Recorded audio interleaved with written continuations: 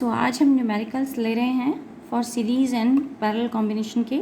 सो ये मेरे पास एक सर्किट डायग्राम मैंने पहले से बना के रखा है और यहाँ पर दिखाया हुआ है कि 5 ओम यहाँ कनेक्टेड है, 30 यहाँ है, 15 ओम यहाँ है, आर यहाँ है और ये पूरा सर्किट आपको दिया। We are suppose to find out this value of r. हमें पहले तो आर की वैल्यू निकालनी है एंड देन हमें पोटेंशियल निकालना है, potential difference across A B. तो पहले ए यहाँ और बी यहाँ, इन दोनों के अक्रॉस आपको पोटेंशियल डिफरेंस भी निकालना है और अननोन वैल्यू ऑफ रेजिस्टेंस भी निकालनी है। तो पहले तो हम सीरीज़ कॉम्बिनेशन पैरेलल कॉम्बिनेशन से इसको नेट रेजिस्टेंस फाइंड आउट करते हैं। ये रजिस्टर और ये रजिस्टर दोनों कैसे हैं, सीरीज़ में हैं। 5 और 5 आप सॉल्व करते हैं, 10 ओम आ गया। लेकिन जो रेजिस्टेंस एज ए रिजल्टेंट आएगा वो 30 के साथ कैसे होगा, पैरेलल कॉम्बिनेशन में होगा। और इनफैक्ट 30 के साथ ही नहीं बल्कि वो 15 ओम के साथ भी पैरेलल कॉम्बिनेशन में होगी, यानी कि तीनों कॉम्बिनेशन हमें उसमें पैरेलल में मिल जाएंगे। तो मैं यहाँ पर लिख देती हूँ कि आर डैश जो मेरा आ रहा था, या R1 कह देते हैं, इज इक्वल टू 10 ओम। किसको सॉल्व करके, दिस 5 एंड दिस 5 को सॉल्व करके। तो अब जो मेरा आर ए बी आया, ए बी बोल देते हैं क्योंकि ये ए और बी पॉइंट है, इन दोनों के क्रॉस जो रेजिस्टेंस आएगा वो हो जाएगा 1/15 प्लस 1/30, पैरेलल कॉम्बिनेशन ले रहे हैं, एंड देन 1/10। जब आप इसे सिंप्लीफाई करते हैं you will get the resistance R A B as 5 ओम।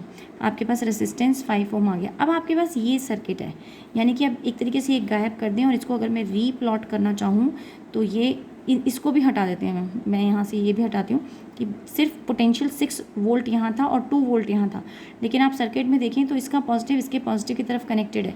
तो जब भी दो सेल्स ऐसे आ जाते हैं, अभी हम कॉम्बिनेशन पे पहुँचे नहीं है बट यहाँ पे दो सेल्स लगे हुए हैं, एक ग्रेटर वोल्ट का है और एक लेस वोल्ट का, और अगर उनकी पोलैरिटी अपोजिट है, यानी कि अगर एक पॉजिटिव ऐसे कनेक्टेड है और दूसरा वाला ऐसे कनेक्टेड है, तो फिर जो बड़ा वाला है वो बच जाता है। ये 6 वोल्ट है और ये 2 वोल्ट है, तो जो आपके पास बचा वो 4 वोल्ट बचा।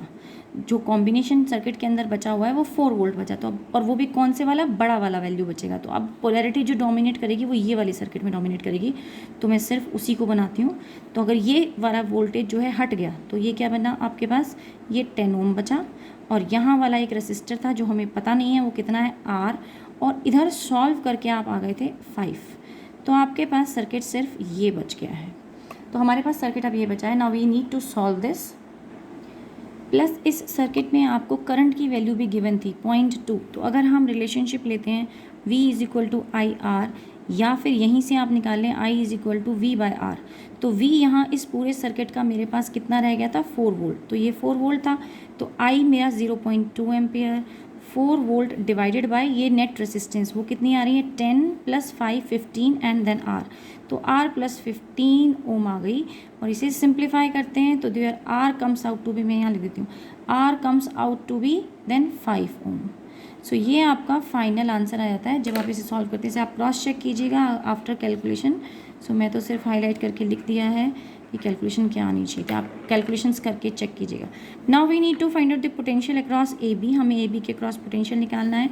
अब जब ये सर्किट सिर्फ इतना ही रह जाएगा तो ए बी यहाँ है, इस वक्त आपका ए बी यहाँ है, तो इस ए बी के क्रॉस निकालना था हमें पोटेंशियल। तो ए बी का नेट रेजिस्टेंस हमें पता है और हमें करंट भी मालूम है, तो V is equal to I R, यही वाला रिलेशन लेना है। आई कितना है, 0.2 जो कि सर्किट में गिवन था, और रेजिस्टेंस कितना आया था वहाँ पे, 5 ओम हम कैलकुलेट कर चुके थे, तो आंसर आया था 1 volt. This answer is 1 volt only. तो आपके पास दोनों ही आंसर्स आ गए हैं, रेजिस्टेंस का और वोल्टेज का। आगे बात करते हैं। अब हम दूसरा क्वेश्चन ले रही हूँ मैंने क्वेश्चन का डायग्राम एक्चुअली पहले ही बना दिया था ताकि मेरे को थोड़ा सा इजी आइडिया रहे कि क्या क्या क्वेश्चन कराने हैं। सो यहाँ आपके पास एक कॉम्बिनेशन है और दोनों रेसिस्टेंसेस आपको दे रखे हैं।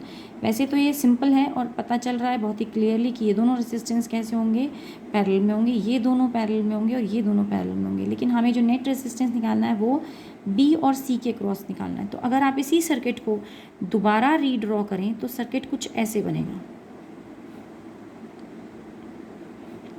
ये बी टर्मिनल हो जाएगा, ये सी टर्मिनल। लेकिन जब आपने ये पैरेलल सॉल्व किया you will gate R/2 on this side, ये सॉल्व किया you will gate R/2 on this side, and ये जब सॉल्व करेंगे इन दोनों को you will again get R/2 on this side. अब ये दोनों सीरीज़ में हैं और ये पैरेलल में, जब R/2 एंड R/2 आप सीरीज़ वाला सॉल्व करेंगे यू विल गेट R, और उसको जब आप इसके साथ पैरेलल कॉम्बिनेशन यानी R/2 के साथ पैरेलल कॉम्बिनेशन में लाएंगे तो आपका 1/RP आ जाता है, 2/R + 1/R, that is equal to R/3। 3, that is will be your answer for this combination. मतलब मैंने तो 3/r, एक्चुअली यहाँ 3/r, बट r जो निकलेगा वो r/3।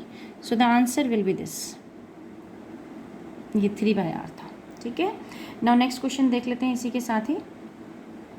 ये मेरे पास 2 डायग्राम बने हुए हैं, बहुत ही सिंपल क्वेश्चन है, जरा हम देखें कि इनमें हो क्या रहा है। इनफैक्ट तीसरा क्वेश्चन भी मैंने साथ में लिया है, तो यहाँ ही साइड में ही मैं इसको सिंपली आपको आइडिया दूंगी। तो यहाँ बोलता है ए और बी के क्रॉस नेट रेसिस्टेंस निकालें। तो अब देखिए ये वायर शॉर्ट हो रही है, ये वाली, और इनफैक्ट बी तक भी जा रही है वो वायर। तो इसका सिमिलर सर्किट अगर आप बनाना चाहें तो यहाँ पर, तो ये इस कॉम्बिनेशन ऐसे लगेगा कि ये टर्मिनल बी है, सॉरी ए लेते हैं इस टाइप साइड को, ए से एक रेसिस्टर गया आर, और फिर उसके बाद 3 रेसिस्टर इधर इधर और इधर, और इन सब का कॉम्बिनेशन बना बी। आपका इक्विवेलेंट सर्किट यहाँ ये बन जाता है। ऐसा क्यों? क्योंकि ये और ये टर्मिनल सेम कनेक्शन में, यानी कि उनकी वायर्स शॉर्ट हो रही हैं। और एक रूल मैं बताती हूँ आपको, अगर मान लो आपको समझ नहीं आ रहा है कि हम क्या करें, तो जहाँ पर भी वायर शॉर्ट हो रही है उनको आप सेम नेम दे दो। तो यहाँ बी है, ये वायर इस पर शॉर्ट हो रही है, तो इसका मतलब ये टर्मिनल बी हो गया, ये भी बी हो गया, ये भी बी हो गया। तो ये सारे टर्मिनल बी हैं, तो मैंने इन तीनों को कंबाइन कर दिया, यहाँ पर आपको मिल गया। और इस साइड ए से लेकर सेंटर ओ तक, इसको आप ओ मान लो। तो ए से ओ के बीच में, ए से और ओ के बीच में एक ही रेसिस्टर था आर। तो ये सर्किट इक्वल टू दिस है। और अगर आप इसे सिंप्लीफाई करेंगे तो ये तीनों पैरेलल में, और फिर जो आंसर आया वो इसके साथ सीरीज़ में, and your net answer comes out to be 4/3r। तो इसका आंसर आएगा आपके पास 4/3r। ये आप सॉल्व कर सकते हो, आइडिया आपको लग गया, this is the answer for this one. And next question देखते हैं। यहाँ पर भी आपको 4 रेसिस्टेंसेस दे रखे हैं, लेकिन इस बार कोई भी, यहाँ देखो यहाँ ओपन था, ए बी से कनेक्टेड नहीं था। यहाँ ए सेंटर में है और बी आउटर में है, तो उससे भी ज़्यादा सिंपल है। ये ऐसे लग रहा है कि ये चारों, ये ए है और ये बी है, और ये चारों रेसिस्टर यहाँ पर इसके साथ पैरेलल में कनेक्टेड हैं। सो ये सर्किट ये बन रहा है।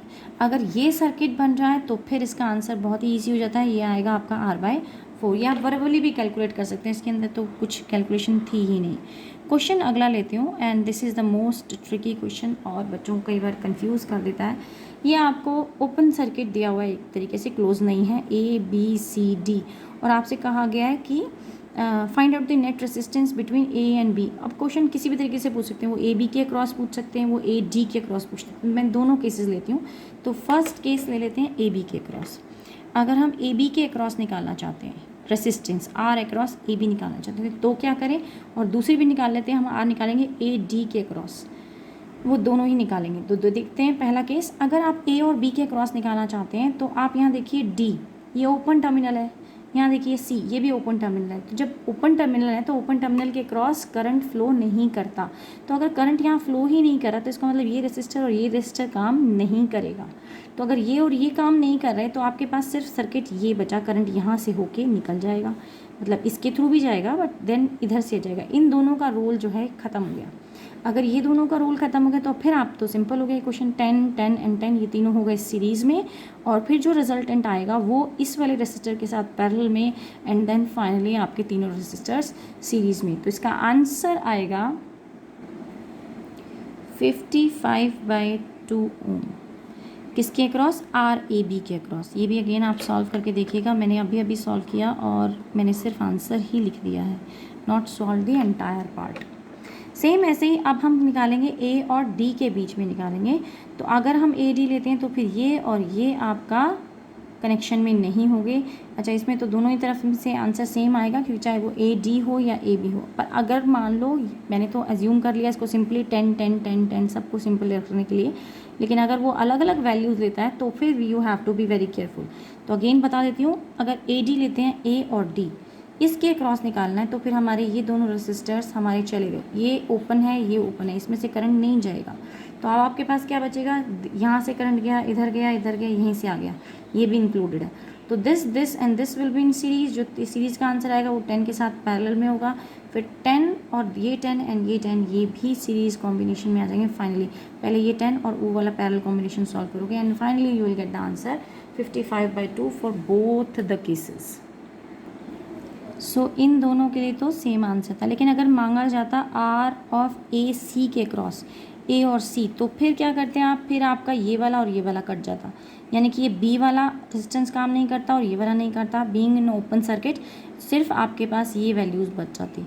तब देखिए, तब तो आंसर चेंज हो जाता है, क्योंकि ये दोनों फिर क्या हो जाते, ये सीरीज़ में हो जाते और ये दोनों सीरीज़ में हो जाते, जो रिजल्टेंट आता वो पैरेलल में होता और फिर चारों रेसिस्टर्स जो हैं वो आपके सीरीज़ में जाते। तो प्लीज़ बी केयरफुल कि क्या मांगा गया है और किसको हमें नेग्लेक्ट करना है, and then you will solve it.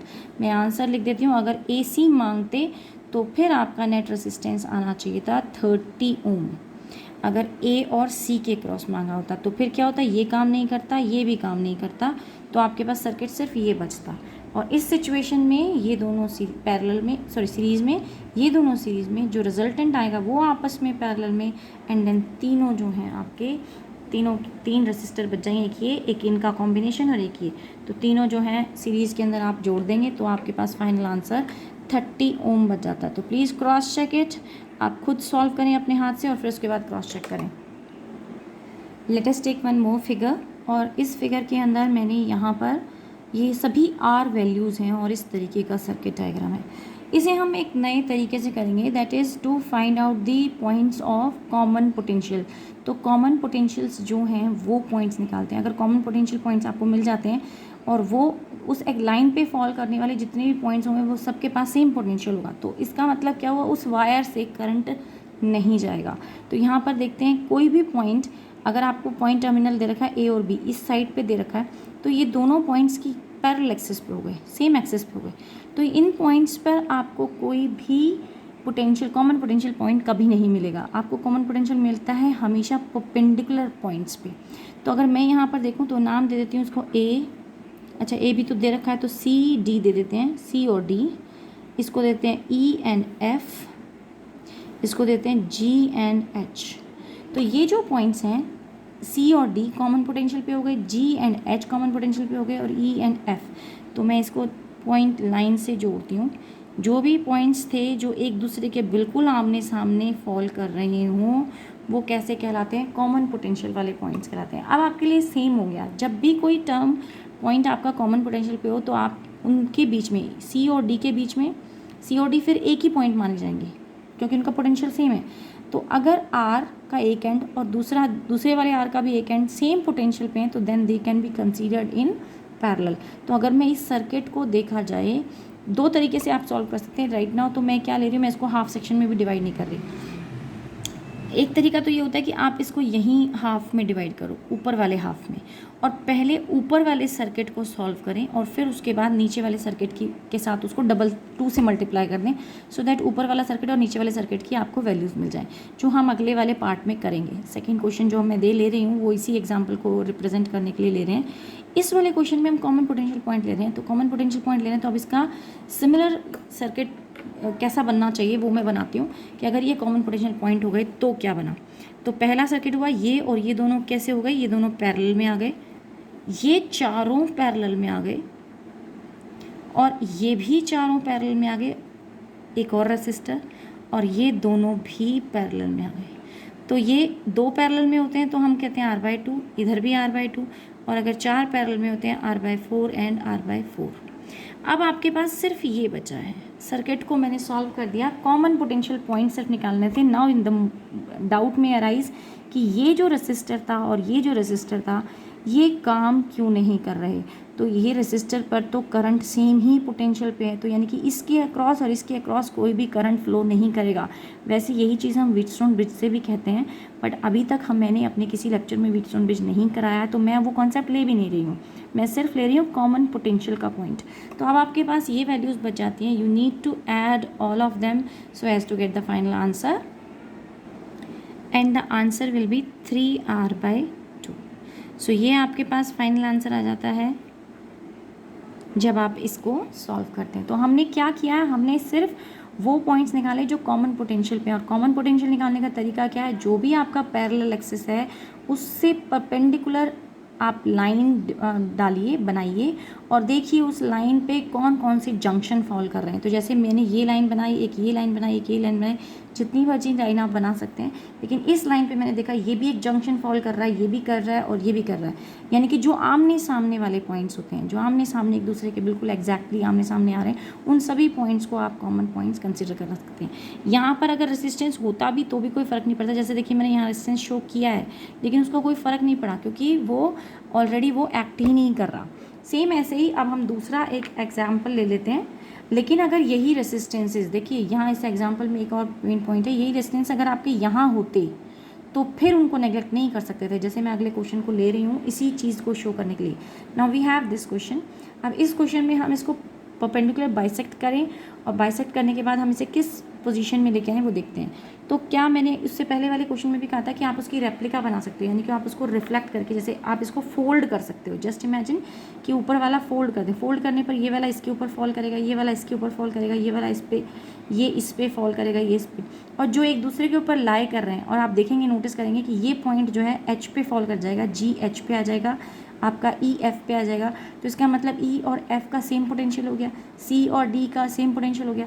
तो उनको फिर पैरेलल लें, तो आप वैसे करके सॉल्व करेंगे तब भी आंसर यही आना है, और ऐसे आपने चारों को मैंने पैरेलल में कंसीडर कर लिया तब भी आंसर हमारा वही आया था। अब इस क्वेश्चन में देखते हैं, इसमें भी हम कॉमन पोटेंशियल पॉइंट लेंगे। तो कॉमन पोटेंशियल पॉइंट लेने के लिए मैंने यहाँ पर इसको मैं मिड से डिवाइड कर देती हूँ।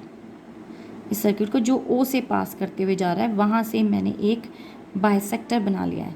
तो जब हम बाइसेक्टर बनाने का पर्पस ये भी है कि मैं एक साइड का सॉल्व कर लेंगे, पहले हम इस तरफ का और फिर उसके बाद उससे डबल करने के लिए उसको मल्टीप्लाई कर देंगे। तो आप देखिए सर्किट कैसा बन जाता है। लेट अस सी कि सर्किट में एक रेसिस्टेंस यहाँ है, एक रेसिस्टेंस आपका यहाँ पर था, एक रेसिस्टेंस ऊपर की तरफ था। इसको मैं R/2 ले रही हूँ क्योंकि मिड हो गया तो हाफ पोर्शन इधर गया होगा, हाफ पोर्शन इधर गया होगा।